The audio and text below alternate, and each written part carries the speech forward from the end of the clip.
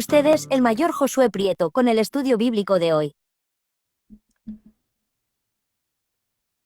Buenas tardes, buenas tardes.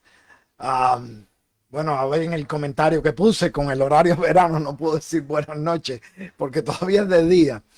Am, ya empezamos en el horario de verano. Estuvimos 2 semanas que no tuvimos estudios bíblicos por situaciones ajenas a nuestra voluntad. Y hoy retomamos el estudio bíblico y vamos a hablar del mensaje, el tercer mensaje, el mensaje a la iglesia de Pérgamo.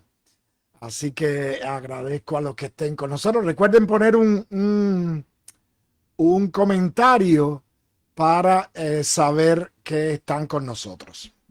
Vamos a comenzar con un momento de oración. Padre Celestial, gracias Señor por este tiempo que podemos pasar eh, separados pero juntos. Bendícenos y quédate con nosotros. Abre nuestras mentes y nuestros corazones a tu palabra. En el nombre precioso de Jesucristo oramos. Amén. Amén. Oh, ya tengo a Raico, a Fabiola y Ángela.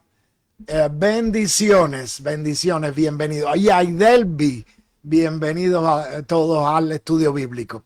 Hoy vamos a analizar el tercer mensaje a las iglesias. Pérgamo, hoy no se llama Pérgamo, se llama Bérgama. El nombre cambió un poquito, parece que tiene que ver con el idioma que se habla en Turquía hoy en día. Pérgamo era el centro político, cultural y religioso. Era un centro importantísimo. Digo político. Oh, Lenia, bienvenida. Digo político porque era la capital de la provincia romana de Asia. Es decir, lo que el Nuevo Testamento se le llama Asia Menor, los romanos le decían Asia. Nosotros hoy en día le decimos Turquía.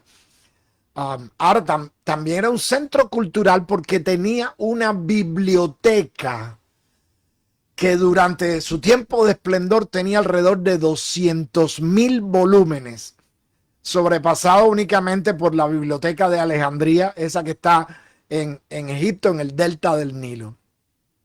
Una ciudad, la ciudad de Alejandría fue fundada por Alejandro Magno muchos siglos antes. Algo interesante. Egipto prohibió la exportación de papiro fundamentalmente para frenar la competencia de Pérgamo. Entonces la ciudad de Pérgamo se vio en la situación de que tenía que encontrar una solución y perfeccionó el tratamiento de pieles para poder escribir en las pieles de los animales. A esos documentos se le llamó pergaminos, una palabra inspirada en el nombre de la ciudad. La ciudad estaba un poco alejada de la costa. Recuerden cuando mostré en los mapas, está un poquito alejada de la costa. Es la ciudad posiblemente más al norte entre las ciudades que recibieron mensajes en el Apocalipsis. Estaba construida en una colina de 300 metros de altura. 300 metros son casi 1.000 pies de altura, un poquito menos de 1.000 pies, 900 y tantos pies de altura. Y a diferencia de las ciudades ubicadas en los puertos costeros, la economía no dependía del comercio, sino de la agricultura y la ganadería. Después, la exportación de pergaminos ofreció una entrada extra de recursos a la ciudad. Así que era el centro político, era un centro cultural y también digo que era un centro religioso porque había templos para el culto a Zeus, a Atenea. Oh, Blenda, bienvenida. A Atenea, a Dionisio y a Asclepio. Y además fue la primera ciudad en construir un templo para el culto del emperador romano. El famoso altar de Zeus era verdaderamente grande. Se veía de lejos, no solo por su tamaño, sino también porque estaba en lo que se llamaba el Acrópolis, en la parte superior de esa colina. Ese altar no se encuentra en Pérgamo. Está en el Museo de Pérgamo en Berlín, en Alemania. Quiero aclarar algunas cosas. El culto a Asclepio estaba relacionado con los avances médicos que fueron resultado de la influencia griega en todo el Imperio Romano. Asclepio era el dios romano de la medicina. El nombre en griego, la versión griega era Esculapio. Asclepio era simbolizado con una serpiente enroscada en un cetro o una vara o un bastón. Se parece mucho al símbolo que usan hoy en día algunos centros médicos, ambulancias. Ahora, dije la palabra Acrópolis. Dije la palabra Acrópolis. Literalmente significa una ciudad elevada. Era un término que se le daba a las ciudades o a sectores de las ciudades que estaban en elevaciones. ¿Por qué en elevaciones? Porque era más fácil defenderlo. En una elevación ponías unas murallas y entonces era muy difícil que fuera atacada. Pero ya durante la paz romana, ese tiempo en el que el Imperio Romano se estabilizó en todas estas regiones, ya no había que temer ataques de otros reyes o de otros países. Entonces las ciudades se extendieron fuera de la Acrópolis. Bueno, en algunos casos no solo se extendieron, en algunos casos se movieron de lugar. Por ejemplo, Corinto, la Acrópolis está bastante lejos de la costa y la ciudad histórica donde estaba el mercado y la sinagoga y algunos de los templos estaba entre las colinas y la costa, a un lado del canal que se construyó. El canal creo que se construyó en la época de Nerón. Así que quería hacer esa aclaración porque a veces decimos Acrópolis. Bueno, ¿y qué significa? Bueno, significa una ciudad elevada. Y la mayor parte de las ciudades históricas ahora donde están haciendo excavaciones o donde ya se hicieron excavaciones y se han recuperado parte de los edificios o de la forma de la ciudad, había esa ciudad alta y no era en un solo lugar, era en varios lugares vemos Acrópolis. Acrópolis. Bueno, vamos entonces, volvamos al mensaje. Vamos a leer el pasaje. Ya creo que entendieron la importancia de Pérgamo en la vida de esa zona de Asia, de lo que hoy en día es Turquía. Vamos a leer el pasaje. Vamos a comenzar en Apocalipsis 2:12 y vamos a estar leyendo hasta el 17. Apocalipsis 2 del 12 al 17. Leamos. Dice: y escribe el ángel de la iglesia en Pérgamo, el que tiene la espada aguda de 2 filos, dice estas cosas. Yo sé tus obras, dónde moras, dónde está la silla de Satanás, y retienes mi nombre, y no has negado mi fe, aún en los días en que fue Antipas mi testigo fiel, el cual ha sido muerto entre vosotros, donde Satanás mora. Pero tengo unas pocas cosas contra ti, porque tú tienes ahí los que tienen la doctrina de ahí, los que tienen la doctrina de Balaam. Está repetido eso, disculpen. El cual enseñaba a Balac a poner escándalo delante de los hijos de Israel, a comer de cosas sacrificadas a los ídolos y a cometer fornicación. Así también tú tienes a los que tienen la doctrina de los nicolaitas, los cuales yo aborrezco. arrepiéntete, porque de otra manera vendré a ti presto y pelearé contra ellos con la espada de mi boca. El que tiene oído, oiga lo que el Espíritu dice a las iglesias. Al que venciere, daré a comer del maná escondido y le daré una piedrecita blanca y en la piedrecita un nombre nuevo escrito, el cual ninguno conoce sino aquel que lo recibe. Que lo recibe. Me encanta este mensaje. Tiene cosas interesantes. En el encabezamiento de la carta vemos que Jesús se identifica con una espada de dos filos. La referencia es bastante evidente. Recuerden que en Hebreos 4:12 dice, la palabra de Dios es viva y eficaz y más cortante que las espadas de dos filos, pues penetra hasta partir el alma y el espíritu y las coyunturas y los tuétanos y disciernen los pensamientos y las intenciones del corazón.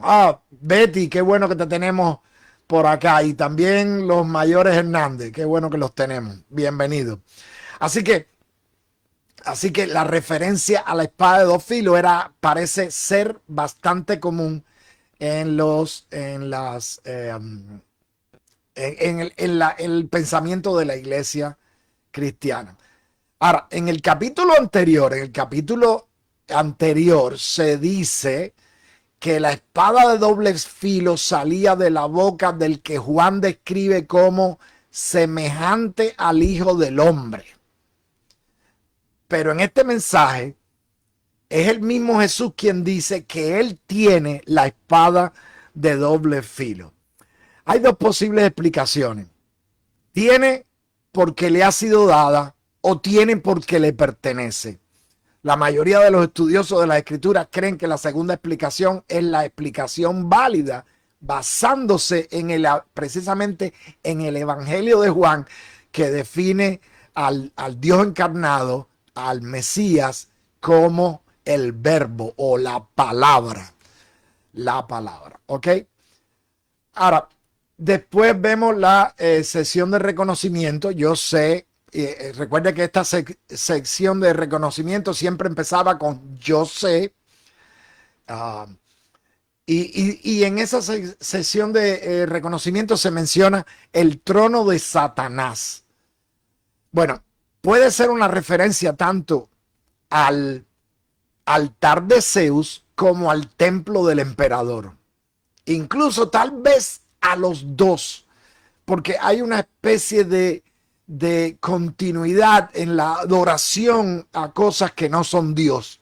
Así que también puede ser una referencia a ese sentimiento de adorar ídolos y de no adorar al verdadero Dios. Y también se reconoce la fidelidad de la iglesia en medio de las presiones sociales y políticas para que la iglesia reniegue de Jesús y del evangelio. Y entonces ahí menciona a Antipas, creo que se pronuncia así. Según la tradición, Mayora está con nosotros también. Según la tradición, Antipas fue ejecutado durante el reinado de Domiciano. Sabemos que Domiciano reinó como emperador romano desde el año 81 hasta el año 96. Eso hace 15 años nada más. Bueno, no duró mucho porque fue asesinado, porque reinó con mano dura, imponiendo un control absoluto. Se hacía llamar Señor y Dios y censuró al Senado romano. Estaba en guerra todo el tiempo con el Senado. Siempre estaba en sospecha de que el Senado estaba haciendo cosas, complot para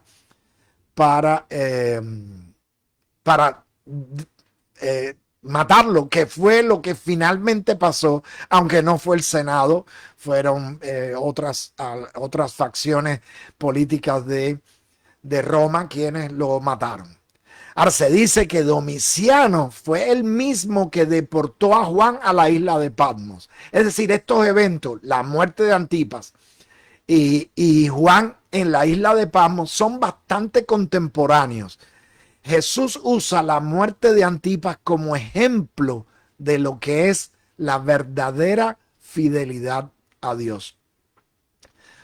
Pero la persecución imperial no era el único peligro que acechaba a la iglesia de Pérgamo.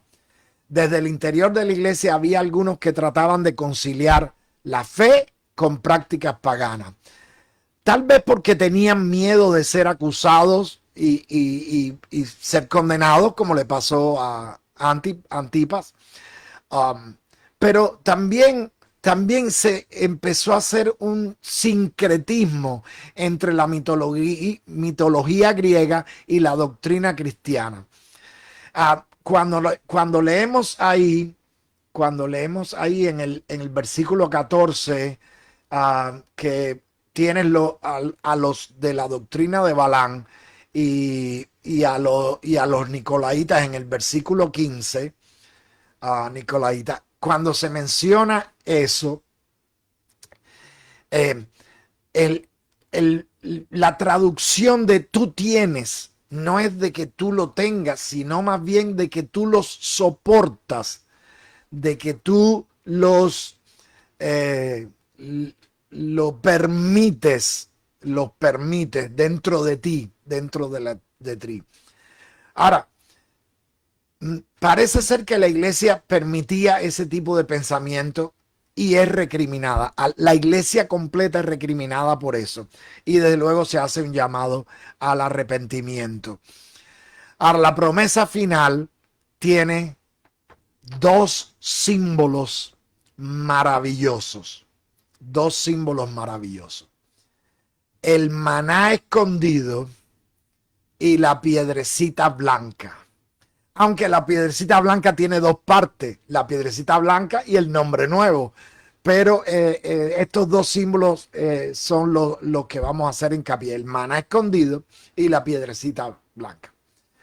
Bueno, sabiendo que uno de los elementos del sincretismo religioso era la participación en comidas que eran parte del culto pagano, Jesús habla del maná como un contraste a comida que se usa para adorar a otros dioses, comida que Dios da. El maná fue para los israelitas en el desierto una fuente de alimento y significaba el cuidado de Dios por su pueblo. Bueno, como muchas otras cosas, un pedacito de maná fue guardado en el arca del pacto. Y el arca del pacto fue llevado a Jerusalén por David. Estuvo primero en otros lugares y después fue llevado a Jerusalén. Y finalmente Salomón lo puso en el templo y estaba dentro del most holy place, es decir, el lugar santísimo, que donde nada más entraba un sacerdote. Tenemos también a María Montealegre. María, bienvenida. Hola. Así que después de la destrucción del templo, el templo de Salomón, porque después construyeron uno nuevo, Zacarías, y después Herodes lo embelleció. Pero el templo de Salomón, el original templo que fue construido por Salomón, fue destruido por el ejército babilonio al final de la guerra entre los babilonios y los israelitas. Bueno, los judíos, es decir, los de la tribu de Judá y de la tribu de Benjamín, estos dos grupos que eran los que estaban en la zona sur del reino de Israel. El reino se dividió en dos: reino de Judá, reino de Israel. Al norte estaba el reino de Israel, al sur el reino de Judá. Y el último paso en la derrota de los israelitas fue la destrucción del templo, bueno, la destrucción de la ciudad y del templo de Salomón. Nunca más se encontró el arca del pacto. Incluso En Daniel, cuando se habla de este rey que sacó los objetos de oro que habían estado en el templo y que ahora estaban en Babilonia, no se menciona el arca del pacto. No se menciona. Había una tradición entre los judíos.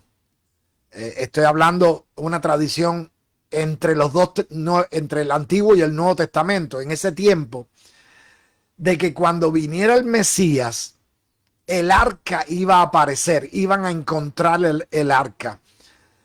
Pero mientras no viniera el Mesías, el arca estaba escondida. Y por eso es significativo que el mensaje dice el maná escondido. El maná escondido. ¿Ok? Vamos entonces ahora a hablar de la piedrecita.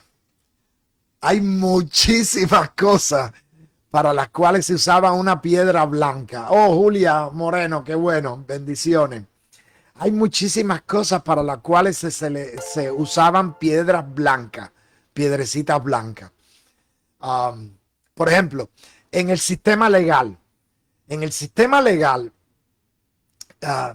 había varios lugares, era común en aquellos tiempos, y había varios lugares, varias ciudades, varios lugares, donde se usaba que los jurados depositaban una piedra negra si creían que el acusado era culpable y una piedra blanca si lo absolvían. De hecho, el juez le entregaba la piedra blanca al acusado como declaración de que era inocente y que podía identificarse con esa piedra. Ya no eres acusado, has sido puesto libre, y la piedra es el testimonio de que había sido absuelto, de que había sido liberado, de que no había sido condenado. Ahora, no es la única cosa en la que se usa una piedrecita blanca. También se usaban piedras blancas como tickets de eventos exclusivos. Es decir, la invitación era una piedra blanca con tu nombre y era la que tú podías usar para entrar en determinado evento. Y también se usaban como premios en las competiciones deportivas. Algo así como lo que nosotros hoy en día usamos, las medallas olímpicas o los anillos del ganador, del equipo ganador del Super Bowl. Ese tipo de cosas, o como los trofeos de la Copa Mundial de fútbol, de soccer. Así que el ganador recibía una piedrecita blanca que era como un premio. Parece ser que se ponía o se tallaba o se escribía el nombre de la persona que ganaba, que había ganado, como una prueba de la victoria que obtuvo esa persona. Cuando Jesús combina la piedrecita con el nombre nuevo, hay una referencia a la práctica divina de cambiarle el nombre a aquellos que son escogidos. Por ejemplo, Abraham, Dios le cambia el nombre, le va a decir Abraham. A Saulo le va a decir Pablo. A Simón le va a decir Pedro. Un cambio de identidad que está relacionado con un nuevo nacimiento, con una transformación que Dios hace en aquellos que son fieles. ¿Les parece adecuado esto, verdad? El cambio de nombre. Entonces, ¿qué? Bueno, vamos a la conclusión. Nos estamos acercando ya a la media hora y vamos a la conclusión. Tengo varias conclusiones. La primera, no creo que el problema sea tolerar dentro de la iglesia a los que abogan por una flexibilidad moral. El problema es dejarles influir en los demás. Esa es mi primera conclusión. La segunda conclusión. Ante la corrupción mundana se antepone el sustento espiritual que Dios provee. La tercera, aunque el mundo nos condene, hay recompensas de aceptación, de victoria y de perdón de parte de Dios para aquellos que ahora tenemos una nueva identidad. Y la cuarta es esa. Tenemos una nueva identidad y con esa nueva identidad viene un nombre que todavía no lo conocemos, Entonces, antes de tener el momento de oración final, yo quisiera poner una canción. Vamos a ver cómo se oye. Estoy probando algo. Sí lo oyen. Una vez perdido vivía yo, lejos y vagando en error, mas la voz de Cristo me alcanzó, me llamó con tierno amor.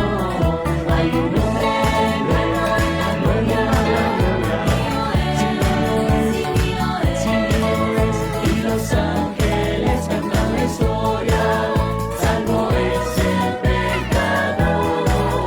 Hay un hombre nuevo en la gloria, mío es, todos mis pecados ya son perdonados, gloria al Señor.